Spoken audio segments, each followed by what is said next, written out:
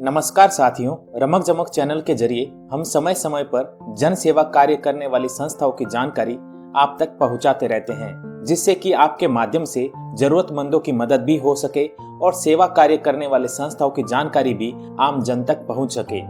आज हम आपको ऐसी संस्था के बारे में बताने जा रहे हैं जो सामान्य बीमारी से लेकर गंभीर बीमारी के इलाज के समय काम आने वाली लगभग 750 मशीनें या कहीं 750 मेडिकल इक्विपमेंट, जिसमें ऑक्सीजन सिलेंडर से लेकर medical bed, section machine, wheel chair आदि कई छोटे बड़े इक्विपमेंट शामिल है। ये सभी संस्था बिल्कुल निःशुल्क उपलब्ध करवाती है। इसके अलावा भी ये संस्था सामाजिक और आर्थिक रूप से भी सहयोग देने के कई ऐसे कार्य करती है, जिसकी जानकारी आपको आगे इस वीडियो में मिल जाएगी और आपको इस संस्था के नंबर भी उपलब्ध करवाए जाएंगे, जिससे कि आप भी इस संस्था के माध्यम से जरूरतमंदों को मदद मुहैया करा पाए। बिना किसी धर्म जाति देखे सबका सहयोग करने वाली इस संस्था का नाम है कैलाश की करुणा, जिसका संचालन राजू जी व्यास करते हैं। कैलाश की करुणा संस्था पिछले 1 दशक से इस सेवा कार्य में लगी है और इसमें लगने वाला पूरा खर्च स्वयं राजू जी व्यास और इनकी धर्मपत्नी चंद्रा जी अपनी निजी आय से लगाते हैं। तो आइए जानते हैं कैलाश की करुणा संस्था के बारे में। ये कैलाश की करुणा संस्थान विगत जो है काफ़ी सालों से इसके अंदर हम सेवा कर रहे हैं। इसका निःशुल्क चिकित्सा उपकरण बैंक जो इसकी स्थापना की हुई है, इसके अंदर हमारे पास लगभग 7,500 विभिन्न प्रकार के जो नर्सिंग होम केयर के लिए उपकरण काम आते हैं वो उपलब्ध हैं। उपकरणों के अगर जैसे मैं उदाहरण के नाम समझाऊं तो मेडिकल के अंदर जो काम आते हैं मुख्य रूप से सर्जिकल बेड है, एयर बेड है, वाटर बेड है, नेबुलाइजेशन मशीन है, सक्शन मशीन है और आईवी स्टैंड है, लेबोरेटरी स्टूल्स हैं, लेबोरेटरी चेयर है, वॉकर्स हैं। ये तमाम इस प्रकार के जो नर्सिंग होम केयर के लिए उपकरण चाहिए वो हमारे पास उपलब्ध रहते हैं और इनका जो है इस कार्य को करने के लिए हमारे गुरु जो हैं राष्ट्र संत हैं मुनि पुलक सागर जी महाराज जी दिगंबर संत हैं, उनकी प्रेरणा में मिली और उस प्रेरणा को पाकर के हमने पति पत्नी से अपने निजी आय से इस कार्य को प्रारंभ किया। और मेरी पत्नी जो कि उम्मेद अस्पताल जोधपुर के अंदर राजकीय सेवा के अंदर प्रथम ग्रेड नर्स के पद पर नियोजित हैं, उन्होंने जो है इस काम को मेरे को पूर्ण सहयोग प्रदान किया। जैसे इसके अंदर क्या मुख्य भूमिका रहती है, बैक्टीरियल इन्फेक्शन को ख़त्म करने के लिए, बैक्टीरियल इन्फेक्शन ख़त्म करने के लिए उसको प्रोसेस को पूरा करना, तो वो प्रोसेस पूरा करने में सहयोग प्रदान करती हैं कि इन्फेक्शन आगे स्प्रेड नहीं हो। और उसके अलावा हमें भी समय समय पे बताती रहती हैं कि किस प्रकार से इसको किया जाता है, मशीनरी को कैसे साफ़ किया जाता है मेडिकल पॉइंट ऑफ व्यू से। तो और अपना जो धनराशि जो है सहयोग राशि वो भी हमें पूरा देती हैं। इस कार्य के संपादन के लिए हम किसी प्रकार का चंदा राशि या सहयोग राशि किसी भी धर्म व्यक्ति संस्था से प्राप्त नहीं करते हैं और ये निजी आय से संचालित हो रही है। और इस कार्य के अंदर किसी भी प्रकार का जाति बंधन नहीं है। ये कार्य मानव सेवा मात्र के लिए किया गया है।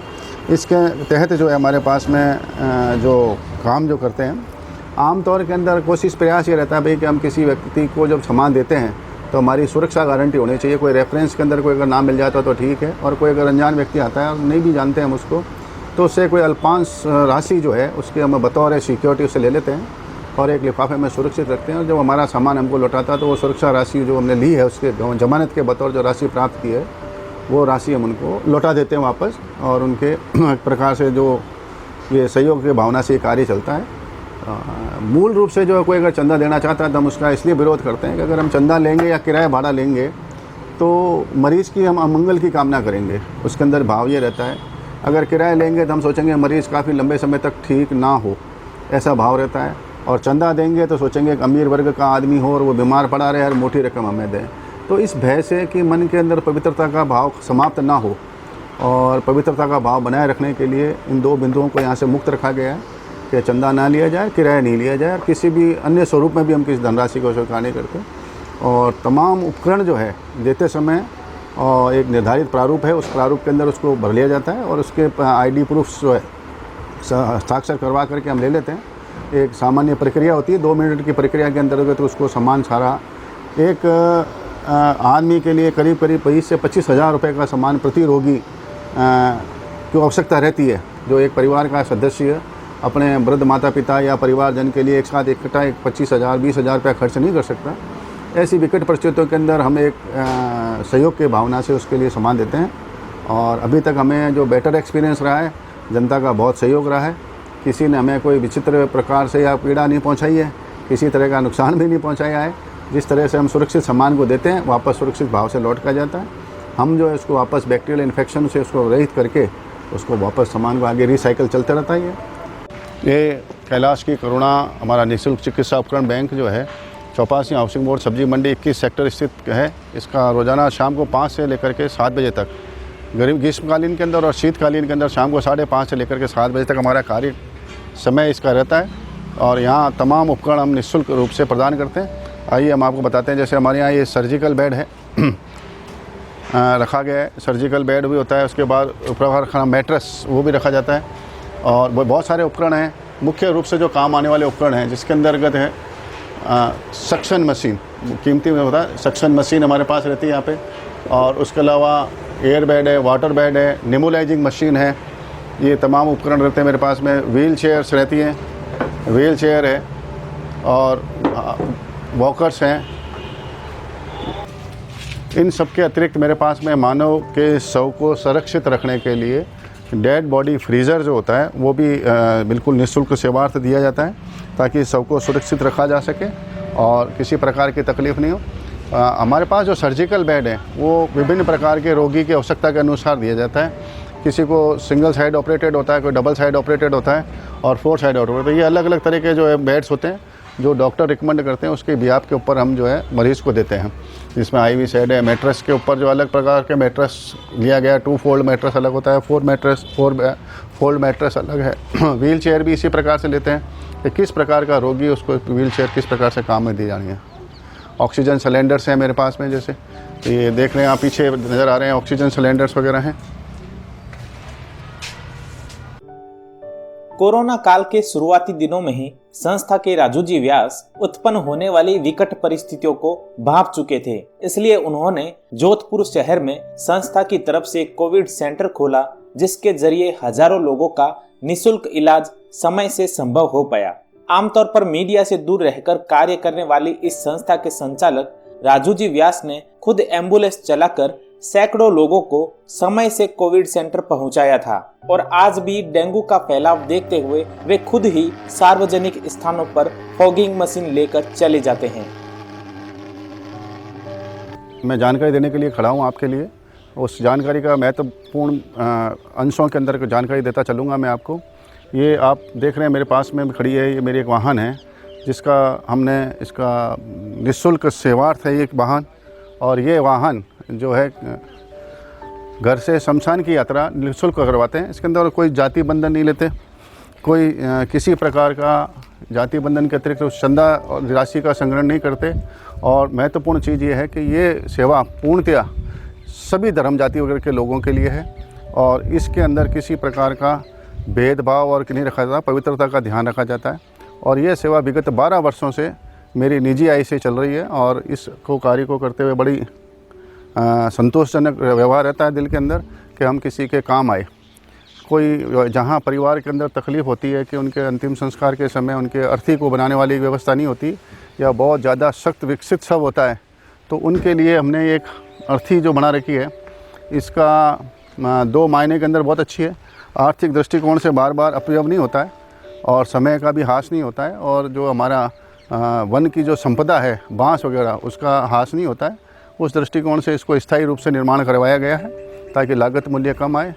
और ये व्यवस्था 12 साल से करते करते करीब हमने अभी तक 9000 शवों को घर से शमशान की यात्रा करवाई है।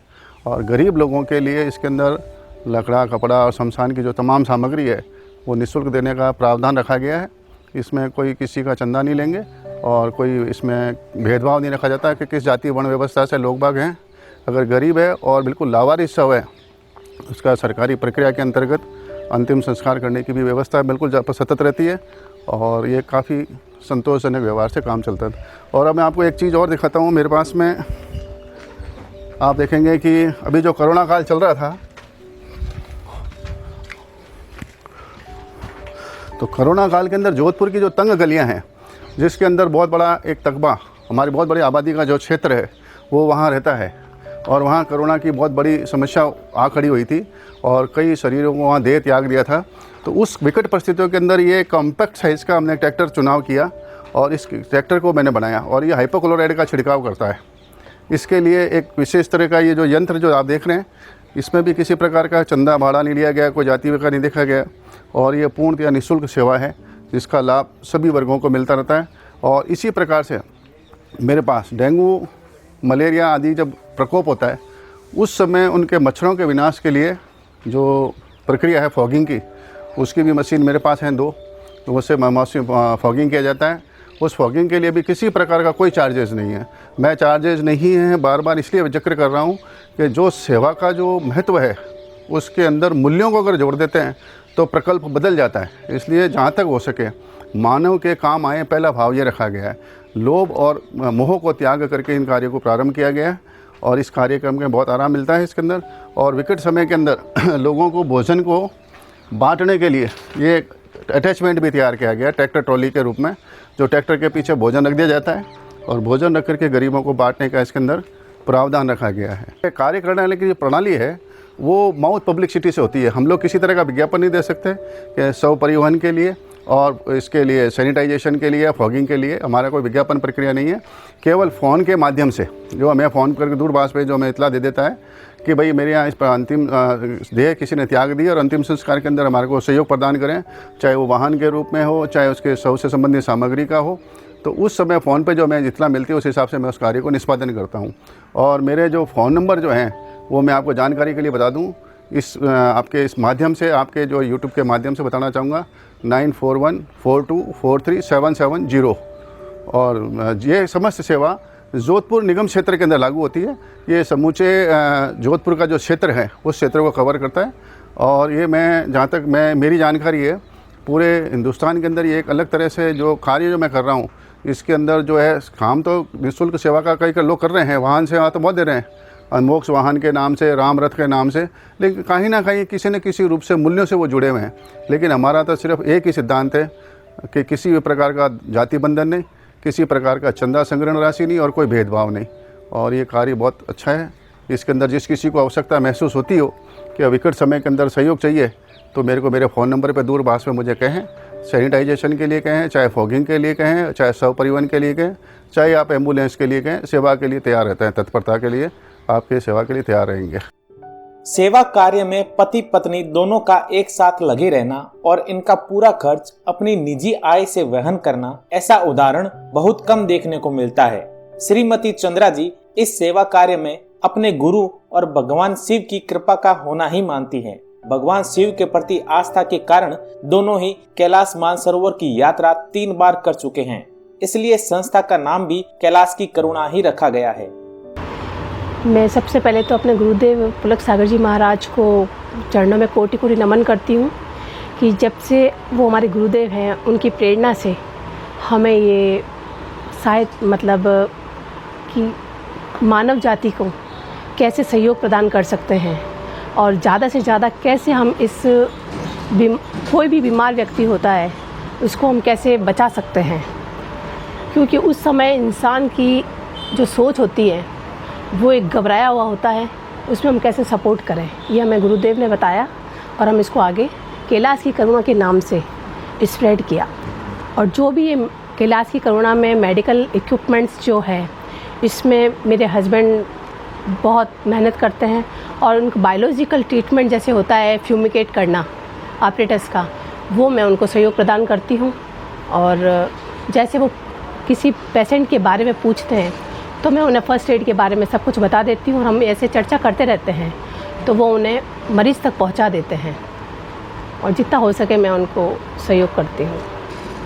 और भगवान ने हमें पात्र ढूंढा है, बस जिसके पात्र में छेद होता है वो तो निकल जाता है, बातें सुनते हैं इसका आंसर इस कान से निकाल देते हैं, लेकिन गुरुदेव की कृपा इतनी रही है कि वो छेद नहीं है, वो हम इसलिए वो पात्र गुरुदेव की करुणा से भर गया है और कैलाश की करुणा के नाम से हम इसको आगे हेल्प करते हैं।